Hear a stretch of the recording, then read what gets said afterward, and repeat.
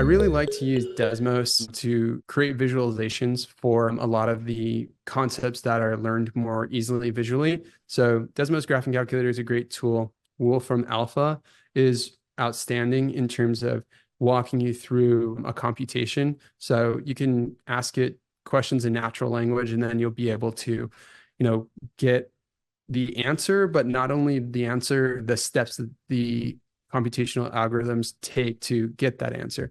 Another less reliable way, it's really helpful in explaining in natural language what concepts you might use to solve a problem.